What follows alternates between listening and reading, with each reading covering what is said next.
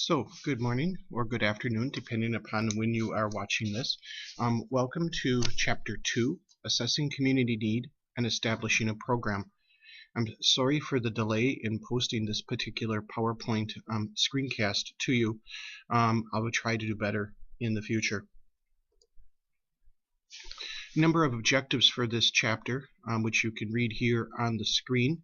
The prime one being looking at the need for childcare and what are some of the factors that you would look at if you are looking at establishing your own program. Also looking at establishing a philosophy for your program, and then looking at the variety of centers that are available. These could be ones that you end up running yourself, or perhaps that you'll end up working for. So as you think about the need, as you look at potentially establishing a new child care program, expanding an existing program, or maintaining an existing program, you'd want to look at this variety of information. Can you think of sources that you would use to obtain that information? And one of the things that you should think about in this particular chapter is how would you go about finding out this information, and where could you get this information from? There are things like census data, chambers of commerce, direct surveys of families, or of the organization that is sponsoring your particular program. Different ways to collect the needs. And can you think of advantages or disadvantages to those particular ways? What do you think might be the most acceptable, or the one that would be the easiest to do, or would get you your best response? The answer to that a lot will depend upon your target group. One thing that's missing off of there, they have use of telephone surveys. They didn't have the internet out there. That would be another option at that point in time. Of course, that could be a questionnaire, can be done in a telephone survey or in a small group meeting. So if you think about establishing a program, which method do you think you would use to assess that need?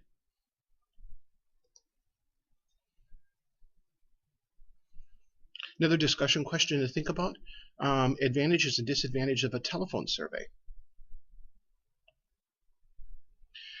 Disadvantage that I can think in this day and age is the fact that a lot of people don't like to give out their phone numbers. A lot of people have gone to using cell phones, which are then the phone numbers for that are not readily available. It's not like you can pick up the phone book and search a given set of addresses in an area.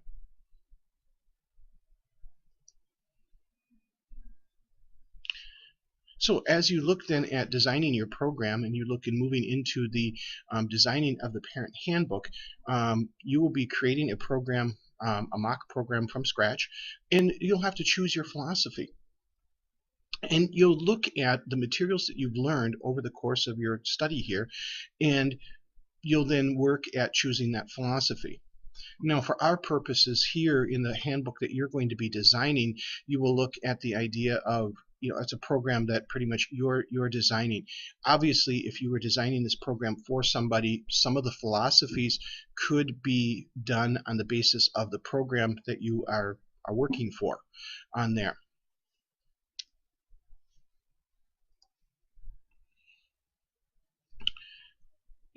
If you base your philosophy on how children learn, you'll look at the idea of environmental, maturational, and interactional. You could use one of these solely, or more likely you will use a combination of philosophies to design your program. The philosophy of your program then will directly affect how people view your program. Are they wanting to become involved in your program? Are they willing to send their children to your program? So matching philosophy with need is also important. If you come from a particular philosophy or particular driving idea behind your program, and that does not match what the community is looking for, then there would be a mismatch there, and you would be less likely to get the number of children that you would need to make the program be successful. Then there's also the idea of content versus process. You look at the idea that you are giving them the basis that they will need then to succeed in that next step in schooling.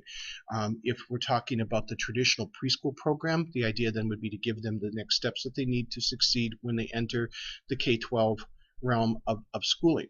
If, however, you're looking at a child care program, let's say an after-school program, that could be then providing support for that next step, depending upon the age of the children that you're working with.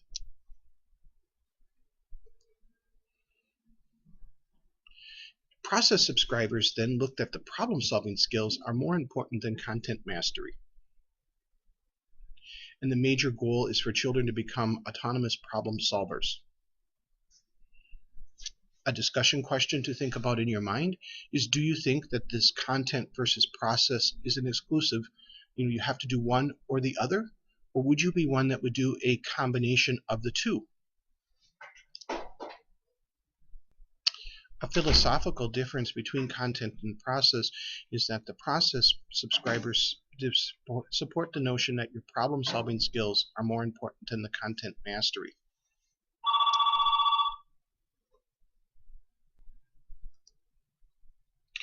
So then we look at the variety of programs, and as you see from these screens and as you've read the details out of the chapter, there are a number of different varieties of programs that you could be running or working for.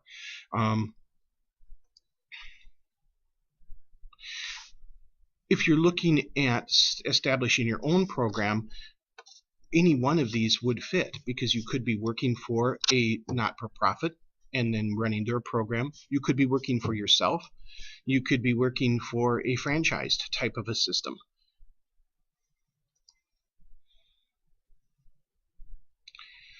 The parent co-op program is where a number of parents get together. However, under state law, they still have to be a licensed daycare or licensed early childhood program. They still need a certified person to be the director of the program.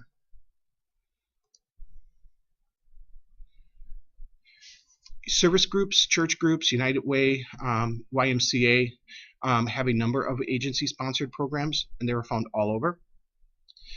They receive some support from their sponsor, but mostly tuition, government funds, or grants.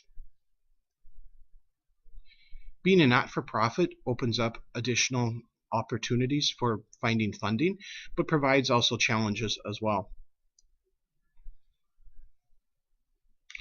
Head Start is the best known of the federal government programs. Started back in the 1960s because of the need there was a discovered need that people needed to have early intervention in order to have success later in school.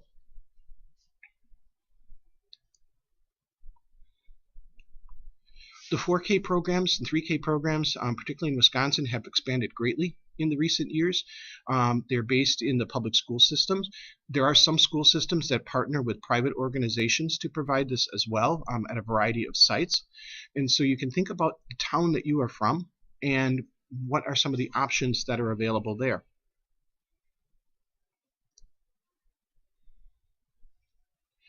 On-campus child care programs are growing, particularly in larger areas on larger campuses, and provide opportunities for research, observation, teacher training. Do you think that something like that could exist here at Silver Lake ever?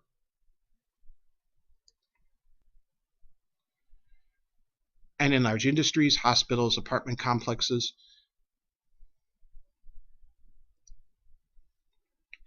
And in the independent owner.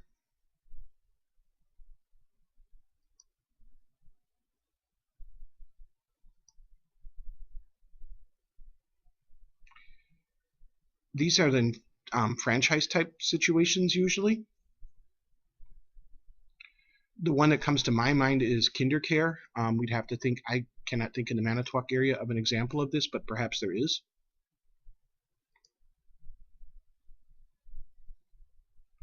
They have an advantage that they're recognizable nationally, so people, as they move in this day and age when we are more transitive, that they have a set slogan, logo, brochures, advertisement, and people know and expect a certain level of support and a certain level of achievement from them. And in large organizations, then you could have employer-sponsored programs. Those will be on-site at the employer.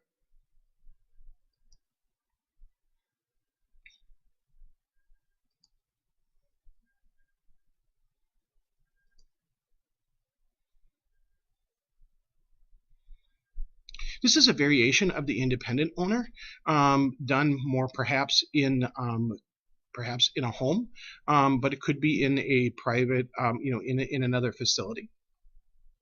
But this is what traditionally what one thinks of as home-based daycare.